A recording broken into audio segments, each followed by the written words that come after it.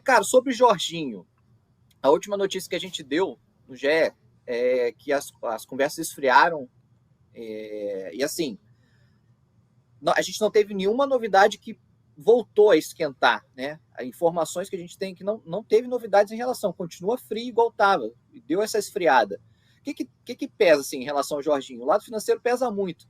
O Palmeiras foi o primeiro clube do Brasil que demonstrou interesse e procurou o Jorginho.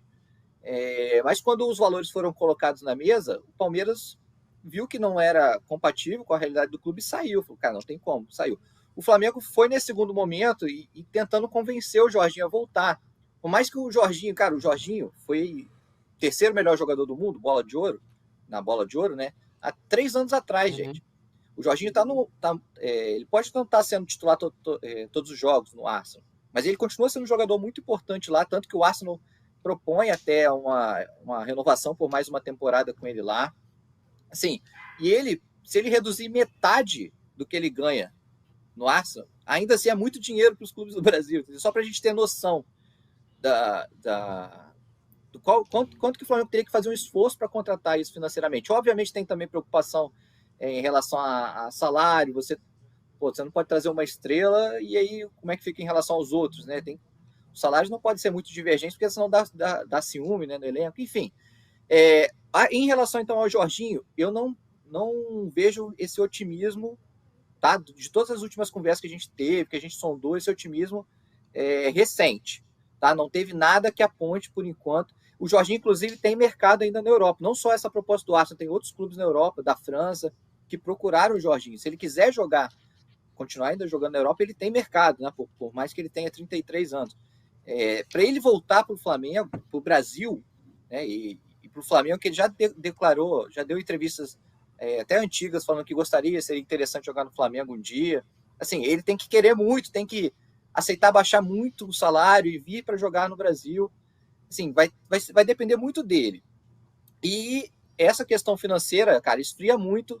O último panorama que a gente teve continua atual. Até as últimas conversas que a gente teve, cara, mudou alguma coisa? O que a gente ouviu nada. Mesmo patamar, esfriou muito. Obviamente, o Flamengo ainda não desistiu. A janela tem mais um mês de janela, né? Hoje é dia 27, a janela fecha dia 28. Mas, assim, o Flamengo nem descarta, se não fechar, não conseguir contratar o Jorginho agora, por exemplo, ficar para a janela antes do Mundial, né? Tentar, que aí o Jorginho já vai estar ali em fim de contrato com o Arsenal, não teria que negociar essa liberação, enfim. Está muito diferente em relação ao Danilo. O Danilo já está certo, chega para acertar, chega para assinar contrato de 2 anos. O Jorginho, o Flamengo gostaria de fazer um contrato de 2 anos com ele, mas assim, o que a gente ouviu é que está totalmente frio, não tem nada quente, nada mudou em relação à última matéria que a gente deu no GE. Ô, Natan, só para completar também... Natan? Fala. Posso completar? Tá.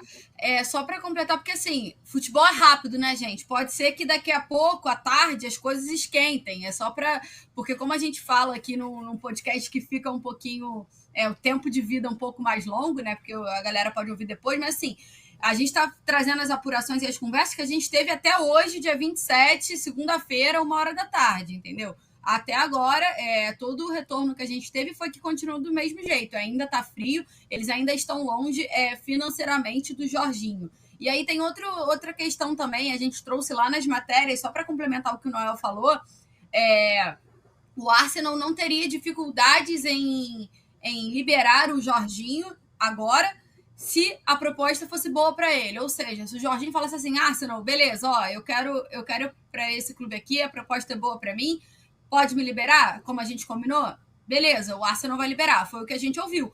Então, assim, a gente tem que entender que a negociação agora está muito mais na mão do Jorginho querer jogar no Flamengo e aí abrir mão de algumas coisas do que o Flamengo fazer outros movimentos pelo Jorginho. Acho que tem que entender um pouco isso. Tem também um lado de que o Arsenal está com poucos jogadores ali na posição. O Natan acho que pode falar isso, acho que são só 3, porque o outro alvo, que era o menino do Real Sociedade, ainda não fechou a negociação. Tô certa, Natan?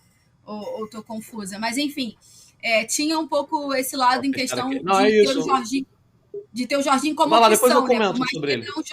Por mais que o Jorginho não jogue absurdamente no Arsenal, né, porque eles dividem em 2 times, mas assim, ele ainda é uma opção em quantidade. E aí, você perder o Jorginho, você também acaba ficando um pouco sem um jogador ali na posição. Mas, como eu falei, eles tinham um acordo que se o Jorginho quisesse sair por uma proposta que fosse boa para ele, o Arsenal não dificultaria. Então agora eu acho que está muito mais na mão do Jorginho do que na mão do Flamengo.